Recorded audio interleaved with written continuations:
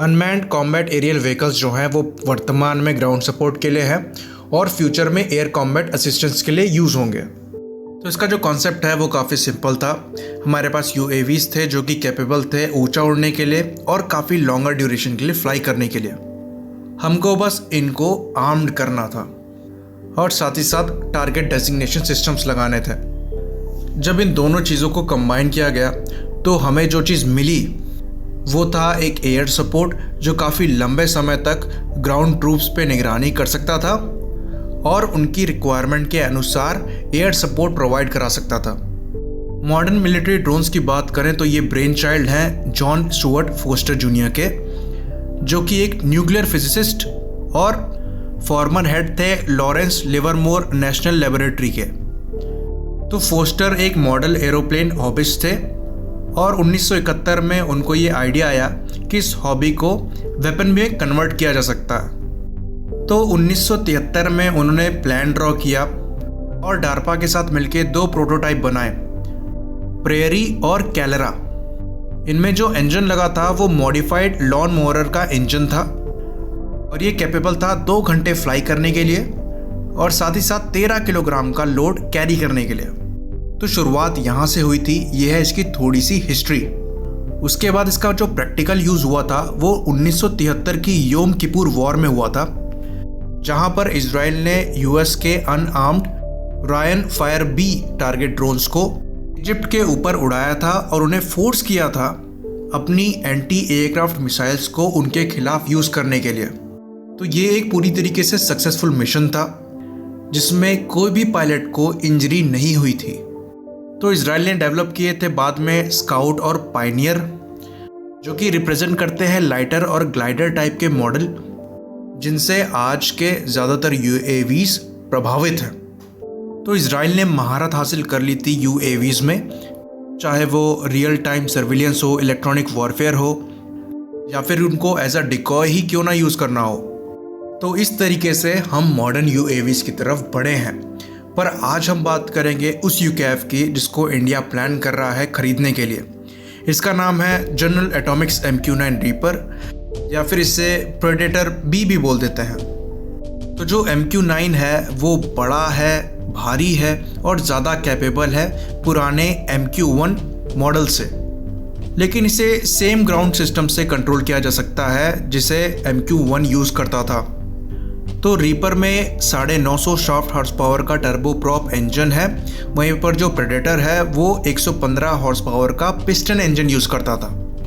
तो ज़्यादा पावर होने की वजह से जो रीपर है वो 15 टाइम्स ज़्यादा लोड कैरी कर सकता है और 3 गुना ज़्यादा स्पीड है इन कंपैरिजन टू MQ-1।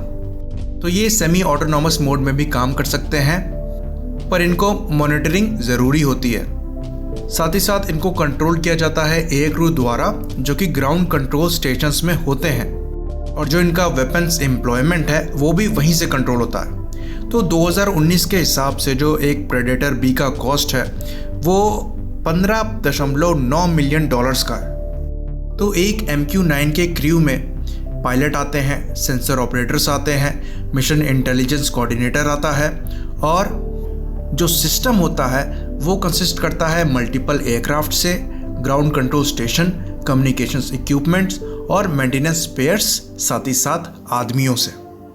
तो जैसा कि हमने बात करी थी, इसमें 950 शाफ्ट हॉर्स पावर का टर्बो शाफ्ट इंजन लगा हुआ है जो इसे मैक्सिमम स्पीड देता है 480 किलोमीटर प्रति घंटे की, और ये क्रूज कर सकता है 280 से लेकर 310 किलोमीटर प्रति घंटे की रफ्तार से। इसके विंग स्पैन की बात करें तो ये करीबन 20 मीटर का है और जो इसका मैक्सिमम पेलोड है वो 1700 किलोग्राम का है।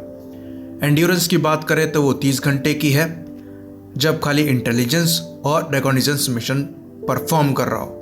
वहीं पर ये घटकर 23 घंटे हो जाती है जब ये अपने पूरे वेपन पेलोड के साथ फ्लाई करता है। वेपन्स की बात करें तो ये टिपिकली हेलफायर मिसाइल्स और 250 किलोग्राम के लेज़र गाइडेड बॉम्ब्स कैरी करता है। तो इसकी जो मैक्सिमम रेंज है वो 1850 किलोमीटर की है और जो सर्विस सीलिंग है वो 50,000 फीट की है। तो ये जो नंबर्स है ये बहुत ही अच्छे नंबर हैं। इसके हिसाब से ये एयरक्राफ्ट काफ़ी अच्छा और इफ़ेक्टिव सपोर्ट प्रोवाइड करा सकता है ग्राउंड ट्रूप्स को जो अपने मिशन को परफॉर्म कर रहे हैं। ये उनके लिए as a source of intelligence बन सकता है और एयर सपोर्ट बन सकता है जब भी उनको ज़रूरत पड़े। वहीं पर अगर हम दूसरे क्लोज एयर सपोर्ट एयरक्राफ्ट्स की बात करें तो उनका जो सपोर्ट है वो लिमिटेड है। तो अब यहाँ से हम बढ़ते हैं एवियोनिक्स की तरफ।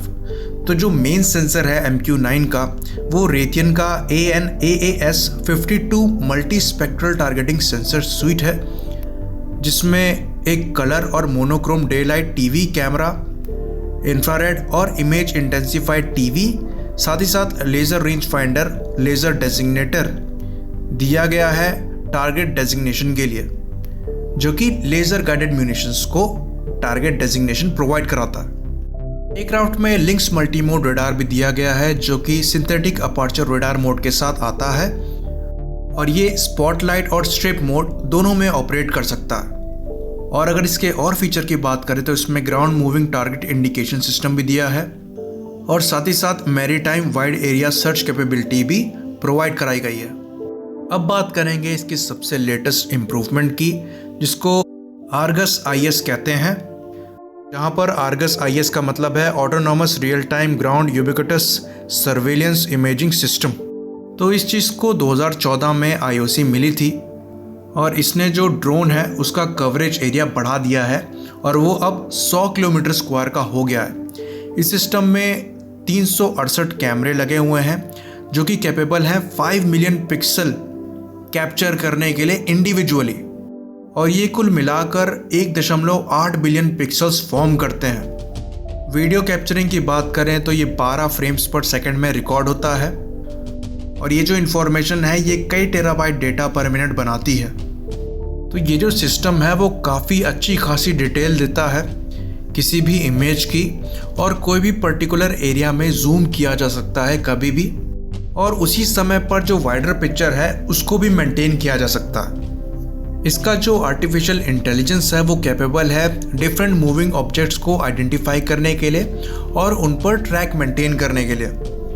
इसमें कई सारे विंडोज़ को सर्विलेंस के लिए एक ही साथ ओपन किया जा सकता है, जैसा कि वीडियो में देख सकते हैं 60 लोकेशंस को यहाँ पर जूम करके ट्रैक किया जा रहा है, और ये कैपेबल है इवन 6 इंच के ऑब्जेक्ट को भी आइडेंटिफाई करने के लिए। तो ये मिलियंस ऑफ टेराबाइट डेटा एक दिन में स्टोर करने के लिए कैपेबल है। तो 25 फरवरी 2016 में जनरल एटॉमिक्स ने अनाउंस किया कि उन्होंने एक सक्सेसफुल टेस्ट फ्लाइट करी है प्रेडेटर B ER वर्जन्स की। इस नए वर्जन में विंग स्पैन जो है उसको बढ़ाकर 79 फीट का कर दिया, जिसकी वजह से जो इसकी एंड्योरेंस है वो 40 घंटे की हो गई। और इम्प्रूवमेंट्स की बात करें तो ये शॉर्ट फील्ड टेक ऑफ की जो कैपेबिलिटी है वो इसको मिल गई, और स्पॉयलर्स लगा दिए गए विंग के एंड पे, जिन्होंने इसकी ऑटोमेटिक लैंडिंग को और भी ज़्यादा प्रिसाइज कर दिया। तो डेफिनेटली ये बहुत ही कैपेबल है, और इंडियन आर्म फोर्सेस की सर्विसेज ज्वाइन करने के बाद ये काफ़ी अच्छा ग्राउंड सपोर्ट प्रोवाइड कराएगा हमारी आर्म्ड फोर्सेस को। साथ ही साथ जो इंटेलिजेंस गैदरिंग है उसको भी मैनीफोल्ड इंक्रीज करेगा। इसी बात पे इसे ख़त्म करते हैं। लाइक करिए, सब्सक्राइब करिए। जय हिंद।